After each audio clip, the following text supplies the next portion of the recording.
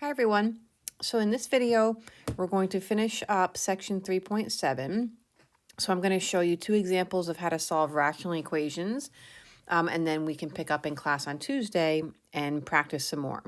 So remember, when you're watching this, you're following along in your notes, you're writing everything down so that on Tuesday you can show me your work and get a quiz/classwork grade for this.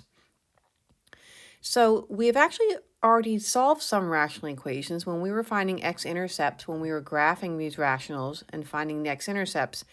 We were solving a rational equation then. So these will be similar in that we are looking for, when we're doing this, we're looking to really eliminate all the denominators. The same way when we were multiplying both sides by the denominator to find the x-intercepts. So I'm going to add some steps here along with these. And so this first step on this first example doesn't have to be done, but if anything can factor, we're going to factor all our denominators first.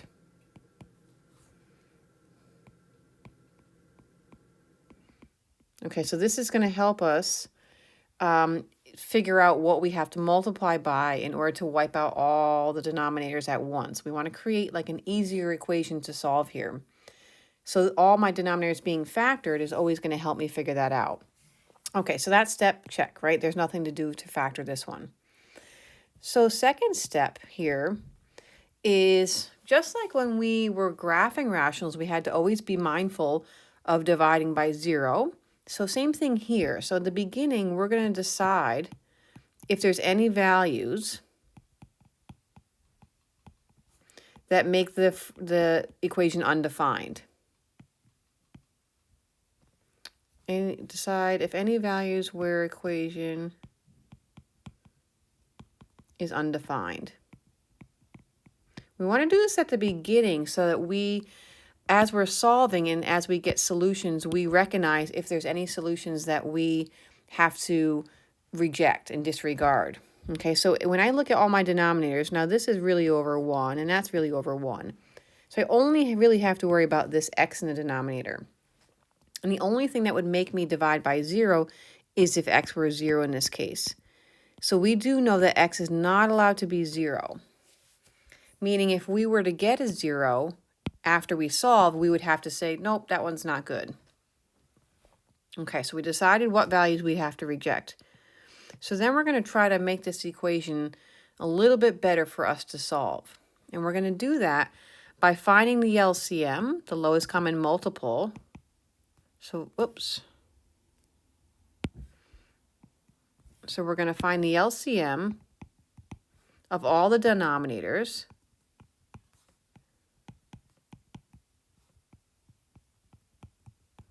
And we're going to multiply the entire equation by this.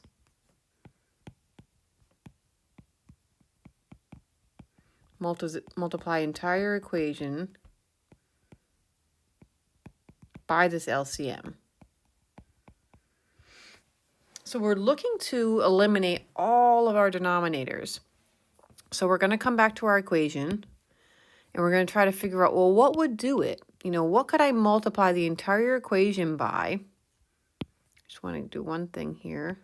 I just want to get rid of this so I can look at just the equation. What can I multiply the entire thing by that would really cross cancel with each one of those denominators? Okay, so the only thing in the denominator is an x. So this one has a fairly easy LCM of just x. Okay, so if I multiply through with that LCM of x, and I distribute it everywhere, I should have no fractions left. So let's see what happens when I do that. Okay, so I usually write this as like being my new equation once I eliminate all my fractions. So if I do x times x, right, that will give me an x squared. If I distribute it to the next term, my x times my 1 over x, the x's cross cancel out and I just get plus 1. See, that's why we chose the LCM of x, to be able to cross cancel with that. And if I do my x times my 2 on my other side of my equation, I get a 2x. Oops, sorry, 2x. So that's what's supposed to happen on that step. So I'm going to put a little asterisk here on our steps, is that all the fractions should be eliminated after this step. if I chose the right thing to multiply through, all my fractions should be gone.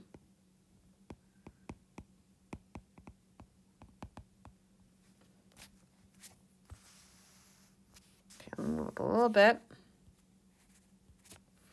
So all my fractions should be eliminated there. And so my next step will be to solve my new equation. So I'm always taking a rational equation and I'm going to either turn it into, sometimes it's going to be linear, sometimes it's going to be quadratic.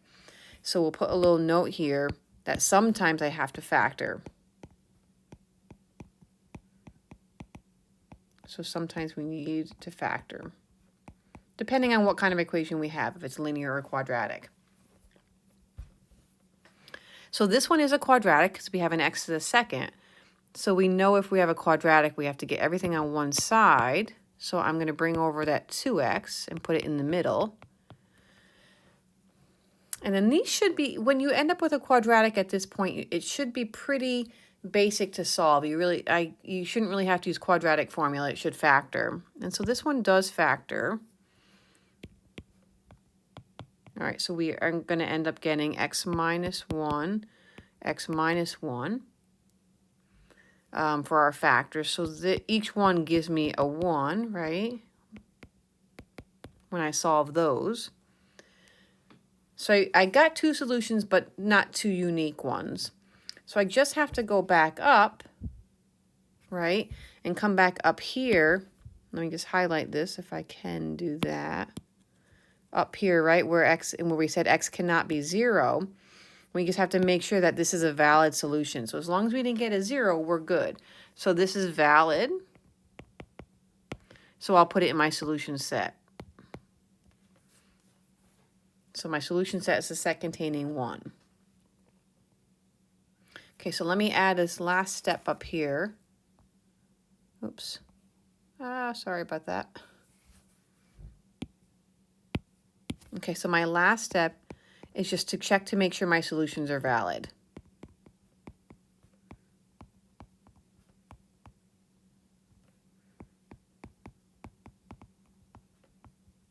And I'm really just having to check against the original thing that I said that x was not allowed to be. So let's try another one. Okay, so now we're going to try this one. So let's solve 1 over x minus 3 plus 1 equals 6 over x squared minus 9. So we're going to follow those same steps. So you still have them in front of you. And so step 1, remember, was to factor anything that can be factored, okay, because that's going to help us figure out what our LCM is. So what I'm going to do, you can just cross it out. I'm actually just going to erase this one and write the factored form. It just makes it easier for me on the video to keep it nice and clean. So that one is going to factor into x plus 3, x minus 3. That one in factored form. So we've got to pick out our LCM here. So we want to look at all of our denominators.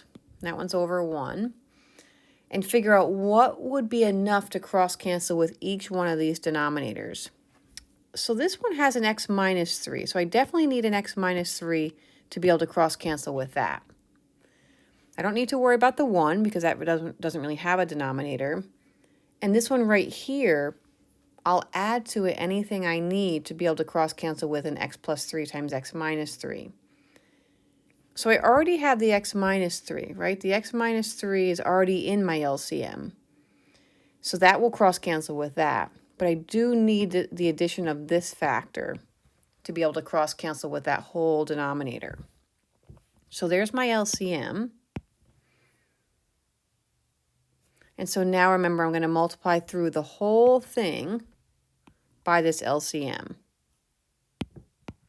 I'm just going to get rid of that so I can put it outside there. So I'm multiplying by x minus 3, x plus 3. So this one I'm going to show you how sometimes I organize my work for these ones that have a little bit bigger LCM. The other one only had an x. So a lot of times I go over here and I say, all right, let me do my work here. I say, all right, I have to do x minus 3 times x plus 3 times 1 over x minus 3. Okay, I'm showing my distributing right now.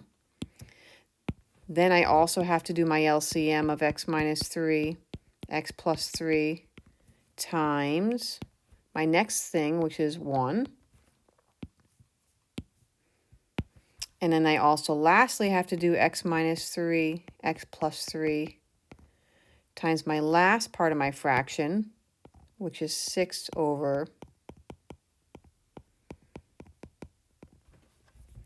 So each time here, what I'm looking to see is, well, what cancels and what's left? So for this first one, when I'm distributing it to the first term in that equation, my x minus 3's cancel. Remember, that's why we chose to have that in our LCM. So what's left is just the x plus 3 times 1, right? Just this part is left, but that's just an x plus 3. Okay, then this next one right here, nothing cancels, so I just get x minus 3 times x plus 3. And then this last one, both the x minus 3 and the x plus 3 cancel, and I just get 6. So let me put this back together into our new equation. Okay, I'm going to switch slides and put this back into my new equation. So now with all my fractions disappear, with all my fractions eliminated, my new equation is my first term would become an x plus 3. My second term is x plus 3, x minus 3. And then equals, and my third term was a 6 now. So those just came from the last pieces, those 3 terms that I got when I cross-canceled. So let's see, we're maybe not sure what kind of equation this is yet. So let's try to clean it up and see if we can figure out if it's linear or quadratic. So we're just going to distribute and FOIL this out and see what happens there. So if I FOIL that out, I get an x squared minus 9. Let me just clean it up a little bit, and let's see. I'm going to bring my x squared in front. Plus x minus 6. Okay, so right at this stage, we can see that it is a quadratic. So I do have to solve it by factoring. Okay, so one thing I just realized as I was making this that I didn't do in the very beginning was to figure out what is x not allowed to be. I like to do this before I finish solving because otherwise I might forget to check it. So in the beginning one, once we got it all in factored form, x would not be allowed to be 3 or negative 3. Those are the things that would make our fraction undefined. So those are the ones we want to just keep in the back of our head that we have to reject it if we get it. So let's see if we get that. So let's keep going with solving this one. So since it's a quadratic, I'm going to bring this 6 over here. I'm going to subtract it over. It doesn't cancel out. It actually just gives me a minus 12 on the back there, right? And so let's factor that. So we need x and x. We need a 4 and a 3 to multiply to 12, plus 4 minus 3 to get my middle term to be a positive. So each one of these is going to get me a solution. One of them is going to be a negative 4, and one of them is going to be a 3. So we're just checking to see if these are valid. Okay, so the only thing we have to make sure is what we set up here in the beginning there, this slide, beginning of the slide, that x can't be 3 or negative 3, because either one of those would give us a 0 in the denominator of the original. So this one right here, we have to end up saying this is not valid. We can't use a 3 in the original one because we get a 0 on the bottom, but we can use a negative 4. So these ones are kind of hard to tell at the beginning how many solutions you're going to have. Sometimes you could have 2. Sometimes you could have 1 where 1 is valid, 1's not. Sometimes both could not be valid. So we don't have an idea always of how many valid solutions we're going to get. So we're going to practice this a little bit more on Tuesday with practicing finding the LCM and then using our LCM to clear out all the fractions. So have a good weekend, and I will see you on Tuesday.